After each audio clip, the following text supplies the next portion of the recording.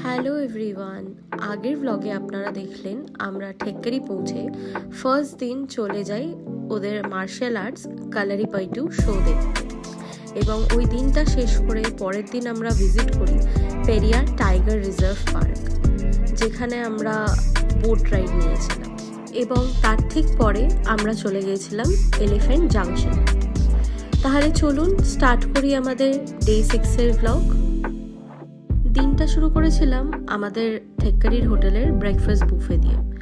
2 Knights ঠেক্কারিতে stay করার পর আমাদের এই দিনটা ছিল অ্যালেপি যাওয়ার দিন। তো আমরা ঝটপট ব্রেকফাস্ট করে বেরিয়ে পড়লাম অ্যালেপির উদ্দেশ্যে।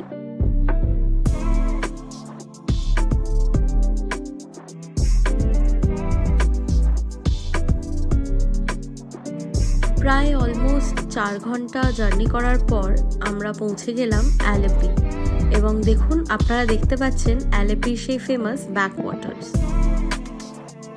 অ্যালেপিতে পৌঁছে আমরা ফার্স্টে চলে গেলাম আমাদের হোটেলে চেক ইন করতে, এবং চেক ইন করে আমাদের লাগেজগুলো রাখার পর আমরা একটু রেস্ট নিয়ে চলে গেছিলাম একটা ক্যাফেতে, একটু লাঞ্চ বলবো না বাট কিছু খাওয়া দাওয়া করতে।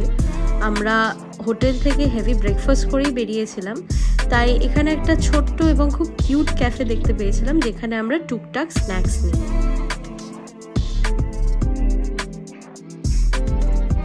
আমরা অর্ডার করেছিলাম একটা ক্যাপাচিনো, একটা কোল্ড কফি, একটা চিকেন স্যান্ডউইচ আর একটা চকলেট ব্রাউনি। খুব টেস্টি ছিল খাবারগুলো, এবং ক্যাফেটা ছোটোর মধ্যে খুব কিউট ছিল। তো আমরা ঝটপট খাওয়া দাওয়া কমপ্লিট করে সেদিনকার প্ল্যান অনুযায়ী বেরিয়ে যাই ব্যাক ওয়াটার্সে সানসেট বোটিং করতে। বোটিংয়ের জন্যে কিন্তু আমরা আগে থেকে খোঁজ নিয়েছিলাম, এবং অনেকে অনেক রকম রেট বলেছিল। যেহেতু ডিসেম্বরটা পিক সিজন ছিল, তাই যে যেরকম পেরেছে আমাদের রেট বলেছে। কেউ 3000, কেউ 4000, কেউ ইনফ্যাক্ট 10,000। বাট আমরা ভেবেছিলাম আমরা সামনাসামনি গিয়ে বার্গেনিং করব, তাই দেখুন আমরা এই শিকারা রাইডটা নিয়েছিলাম, এবং আমাদের পড়েছিল 800 রুপিস ফর 30 মিনিটস। পুরো শিকারা রাইডের ট্যুরটা আপনাদের সাথে শেয়ার করলাম। এই পুরো বোটটাই ছিল কিন্তু আমাদের পার্সোনালি রিজার্ভড। আমরা ভেবেছিলাম হাউস বোটে থাকবো না, কারণ কি আমাদের হাতে একদিনই সময় ছিল অ্যালেপিতে, তাই আমরা ভেবেছিলাম একটু আশেপাশে ঘুরে এক্সপ্লোর করব। আপনারা কিন্তু চাইলে অবশ্যই একদিন হাউস বোটে থাকতে পারেন, সেটাও একটা ডিফারেন্ট এক্সপিরিয়েন্স। আমরা নেক্সট টাইম মেবি প্ল্যান করব।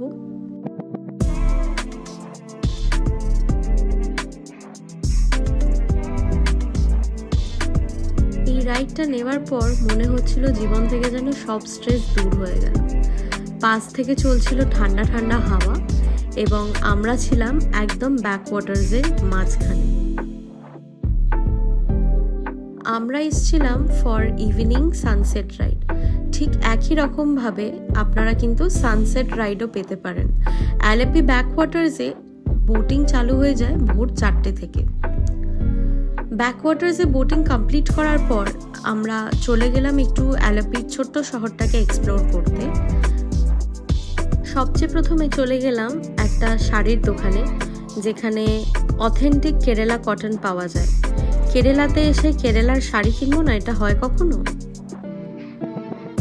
দিনটা শেষ করলাম অ্যালেপি বিচে এসে কিছুক্ষণ সময় কাটিয়ে।